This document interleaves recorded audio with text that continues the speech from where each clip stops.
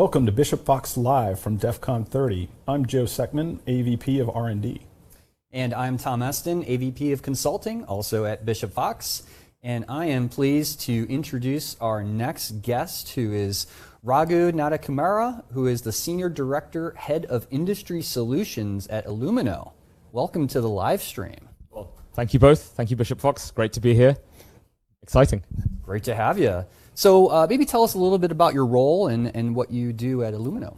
Sure. So Illumio, we're the leaders in zero trust segmentation. So we very much focus on helping our customers solve a variety of different problems, sort of from high level things like sort of how we align to cyber resilience challenges, ransomware containment, cloud security, or just general zero trust programs, but really aligning to those initiatives and various use cases, right? From whether it's like sort of incident response or containing high value assets or sort of separating OT, IT environments, we enable that through our zero trust segmentation platform. And then myself in my role as sort of industry solutions marketing and head of industry solutions is really aligning what we do from a sort of a technology perspective, aligning that value to what various verticals need. So whether it's the finance sector, whether it's healthcare, whether it's federal, manufacturing, etc., aligning our capabilities at our value to the key challenges there and enabling that. So I think just to start and level set, I think we've encountered terms that just have grown beyond kind of their original intent, their original impact. Zero trust, I think, maybe venturing down into that path. How does Illumio define zero trust? All right, from our perspective, we kind of think about zero trust as really sort of implying two things, right?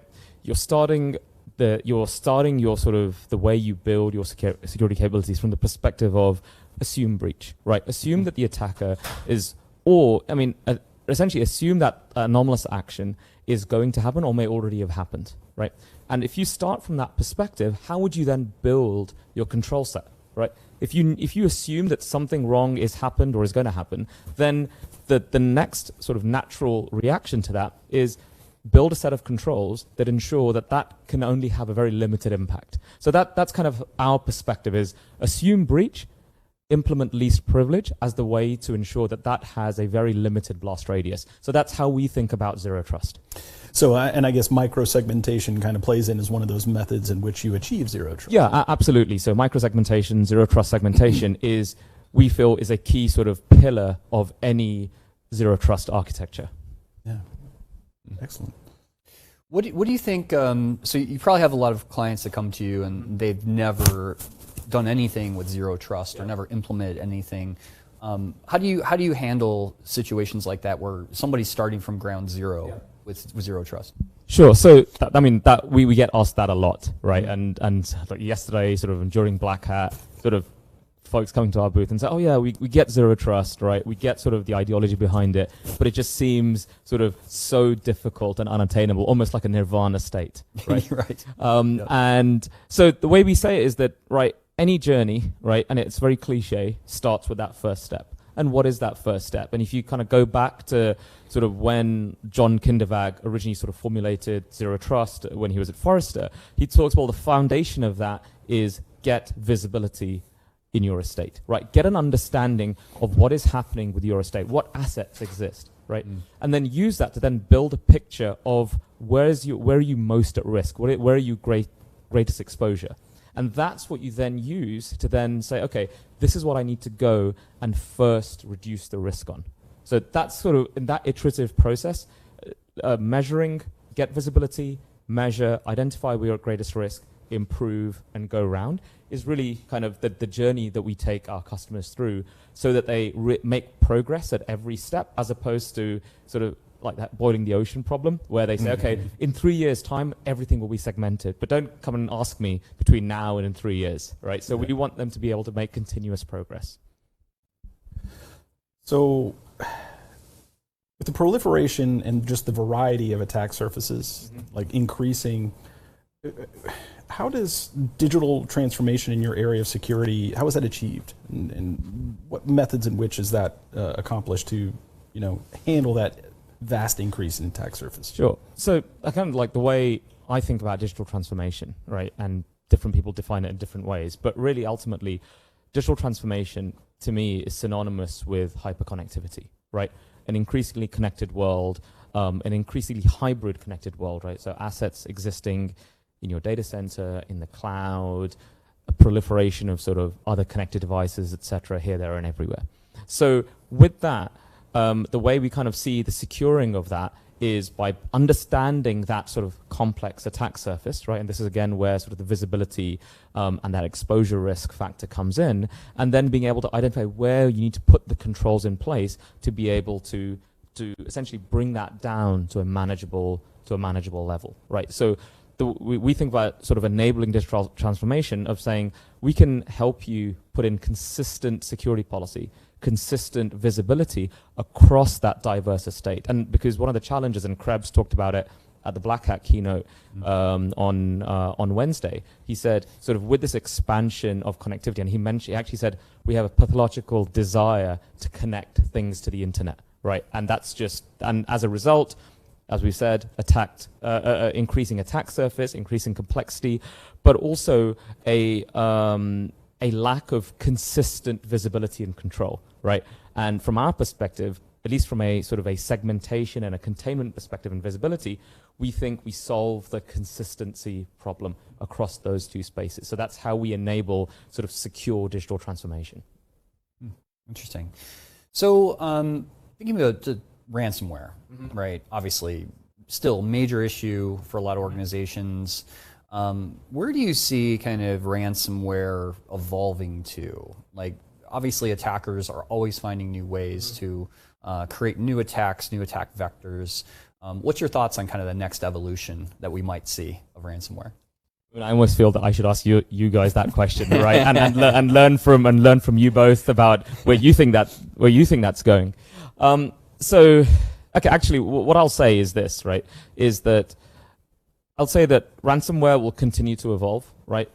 Because attackers want to sort of stay ahead of the game, right? There's no point sort of repeating essentially leveraging ransomware that has the same behaviors, the same behavioral profile that has been used, right? We'll see the evolution of these. Because they know that sort of that detection response is very much, okay, I've seen this behavior before, right? So if I see this behavior again, I know how to restrict and contain that. So but what we see is that while that will change and those behaviors will change, ultimately there are certain fundamentals that they will constantly have to, sort of tactics that will have to always leverage in order for that attack to proliferate. And one of those is lateral movement, right? So kind of the way we look at it is that if one of those fundamentals has to be always leveraged, then if we can do whatever we can to contain that, then we are able to sort of at least prevent or restrict how fast that attacker can spread, right? So it's like, yes, attacks will evolve. I don't have that crystal ball to say how they'll evolve, but equally, there's certain fundamentals that they'll always have to do. And if we focus on containing those and restricting those, we're able to at least keep pace with the attackers. So, and you may have just answered the question that I've been thinking about, but what is one of the most challenging aspects of implementing or following a zero trust security methodology? Is it the fact that ransomware is always changing, continuously evolving and the like? I don't think that's the problem, right? I think the problem is that organizations often are, it's then going back to sort of what we said earlier, they have grand ambitions, but they don't realize that actually taking the simple small steps is the way they're gonna make that progress, right? So let's take the example of ransomware, right? So with ransomware families, right, and on what is available, sort of published research and sort of published details about ransomware families, you have information, for example, about, okay, this ransomware leverages these communication protocols in order to move, right? It's looking for open RDP or open SMB, etc. So what's a good place to start? Well, if you block unnecessary RDP, SMB in your organization, you're straight away reducing the available pathways for the attacker. It's not doing anything like super smart, right? It's actually doing the obvious. And I think that's where organizations, when they think about zero trust, they don't think about it from the perspective of like, what's the obvious thing to do, right? And that's kind of what we say is like, what would be the obvious thing to do? If you didn't have any of these fancy terms, what would you do, right? And that's kind of the journey we want to take our customers on. It's funny you mentioned that. It's not necessarily a unique aspect or something that's exceptionally brilliant. It's just taking what the attack surface is giving you and looking at the aspect of reducing that attack surface as a means to protect. Yeah, absolutely. So, absolutely. And I was talking to Rob Reagan at our booth yesterday, and he said, and I asked him like, so you've been doing this for a number of years, right? What do you see, right? And he goes, I see the same things again and again as the failings. It's a lack of security basics. It's a lack of organizations. We highlight what the deficiency is, and organizations just don't listen, right? And they don't implement those things. And what do attackers do? Attackers live off the land. If you give them less to live off, right, they need to work harder, right? They need to struggle harder in order to make progress. And that increases, you either contain them or it increases their chance of detection because they're now doing things that they don't necessarily want to in order to kind of just stay below the line. Yeah, or they've found a target that's way easier to compromise and go after, or opportunistic aspect. Absolutely, absolutely. Easiest path. Don't make yourself the easy target. Right. You can go somewhere else. That happens. Hackers are lazy. Right. Yeah, exactly. Right. They want to make money, not spend Instant time. gratification. Right. Of course. So where can people find out more about you and Illumio? I mean, Illumio.com, right? You go. Come to our website. We'll give Bishop Fox a plug as well, right? We've done some great, sort of just very recently announced a bit of research that we did together around the effectiveness of zero trust segmentation and being able to detect and contain ransomware. So go to our website, download the research, right? Check it out. And the best thing about what we did with yourselves is that we wanted this to be something that anyone could pick up and repeat, right? We're completely transparent. You've been completely transparent about how you've conducted that research, right? We've got sort of the playbooks available, right, for anyone who's interested. So go ahead, read the research, try it out for yourself and validate it, right? And that's where I'd go if you want to check it out more. Awesome. All right. Well, thank you so much for coming on the live stream. Much appreciated. Enjoy the rest of the time here at DEF CON. So it's been an absolute pleasure. Thank you. I mean, it's almost time to leave Las Vegas and fly back to actually sunny London at the moment. We're in the middle of a heat wave. So you've actually probably had more rain last night than we've had in months, in fact. So that's a change. Safe travels. Well, safe travels. Thank you very much. It's been a pleasure. All right. And for everybody else, stay tuned for more of the Bishop Fox live stream from DEF CON.